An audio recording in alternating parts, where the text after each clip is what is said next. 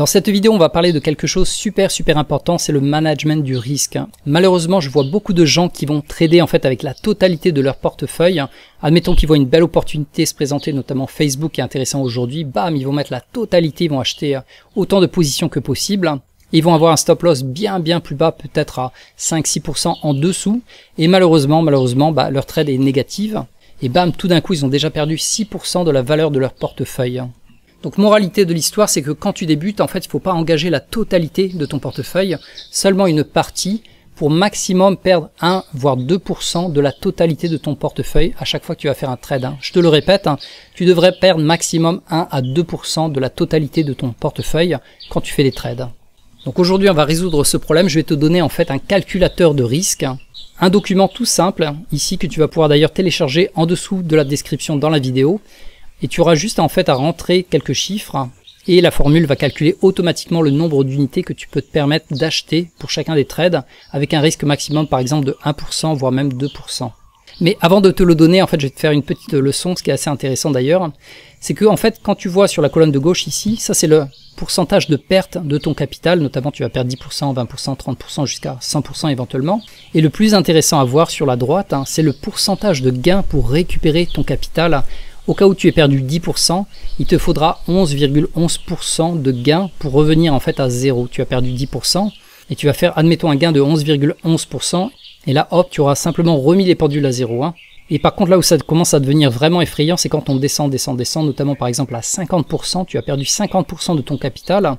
Il te faudra générer 100% de gain juste pour revenir à 0. Et admettons que tu viennes jusqu'à 90% de la perte de ton capital. Alors là, bonne chance, bon courage. Il te faudra 900% de gains dans le futur pour revenir simplement à 0. Donc c'est pour ça que c'est vachement important de bien manager ton risque et de ne jamais perdre plus de 1 voire maximum 2% de ton argent par trade. Et donc je vais te montrer un peu la formule qui existe. Et t'inquiète si ça a l'air un peu compliqué au premier abord, tu vas vite le comprendre. Et surtout après je vais te montrer en fait simplement le calculateur de gains que tu auras sous la vidéo à télécharger. Mais d'abord on va attaquer avec la formule. Donc la question c'est de savoir combien d'unités est-ce que tu peux trader si tu veux risquer seulement maximum 1% par exemple de ton compte. Donc voilà la formule. Donc pour trouver le nombre d'unités que tu vas vouloir acheter, notamment si tu vas acheter du Facebook par exemple, donc le nombre d'unités ça sera égal au montant que tu es prêt à risquer, notamment 1% de la totalité de ton portefeuille, divisé par la taille de ton stop loss. Donc je vais te montrer un exemple pour que ce soit plus clair. Admettons que dans ton compte tu aies 50 000 $. Et toi, tu es prêt à risquer 1% sur chacun de tes trades. Donc la perte maximum sera de 500 $ par trade. Donc jusque là, je pense que tu me suis, ça va? Et aujourd'hui, tu es prêt à acheter les actions de Facebook à 160 $, car hier, en fait, il a fermé sur un bon support.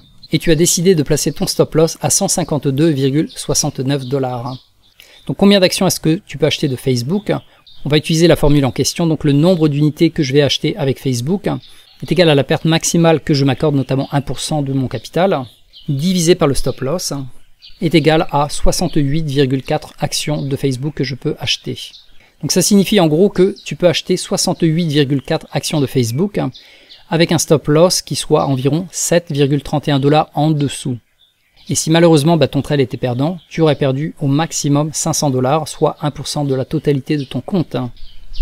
Donc voilà pour la formule, si tu veux l'appliquer, mais comme je te l'avais dit précédemment, personnellement je ne l'utilise même pas, parce que ça m'arrive des fois de me planter dans les calculs. Donc pour ça, je préfère utiliser ce tableur que j'appelle le calculateur de position, à nouveau que tu peux télécharger en dessous de la vidéo dans la description. Donc tu cliques sur le lien et tu vas arriver sur cette page où tu as juste à cliquer ici, rentrer ton adresse email et directement tu arriveras sur cette page où tu pourras télécharger mon calculateur de position. Également, tu auras la vidéo explicative. Donc tout ça gratuitement, tu n'as rien à payer, juste à mettre ton adresse email.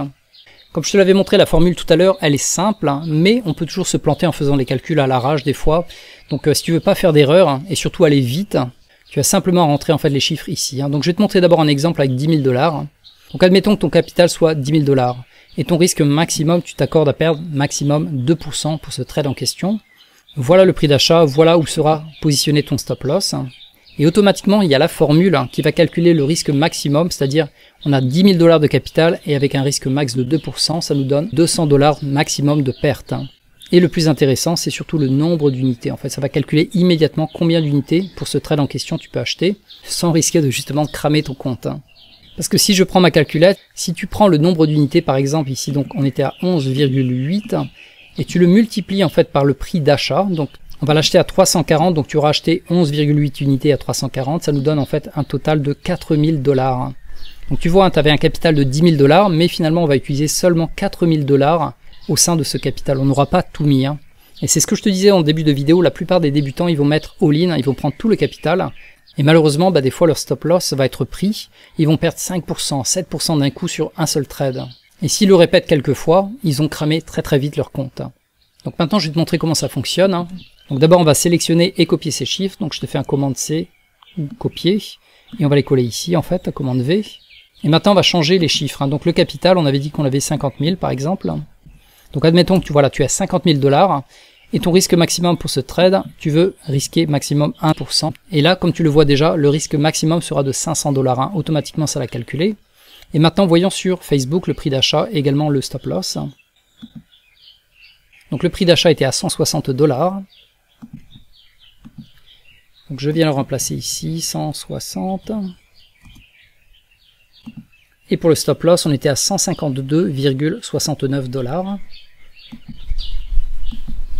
152,69 $. Voilà, j'appuie sur la touche entrée et ça nous donne le nombre de positions, c'est-à-dire 68,4, exactement comme je te l'avais montré tout à l'heure, 68,4. Sauf que là, on l'avait fait manuellement avec la calculette. Et là, tu as simplement à rentrer en fait ces chiffres, donc le capital, le risque maximum, le prix d'achat, le prix de vente. Et automatiquement, il va te dire combien d'unités est-ce que tu peux acheter pour ce trade en question, sans risquer de cramer d'ailleurs plus de 1%. Et comme je te l'avais montré tout à l'heure, si je reprends ma calculette, donc si on prend 68,4 unités de Facebook que je vais acheter à 160 $, au total j'aurais mis 10 944 $ de mon compte alors que j'ai 50 000 $ de disponible. Donc comme tu le vois, cet outil est vraiment très très important pour éviter de aller all-in, donc par exemple éviter d'acheter pour 50 000 $ de Facebook, alors que voilà, mon stop loss est quand même assez bas, et que si malheureusement ce trade était négatif, et en général ça peut arriver entre 30 à 40% des cas que les trades justement soient négatifs, donc dans ce cas-là je perds maximum 1%.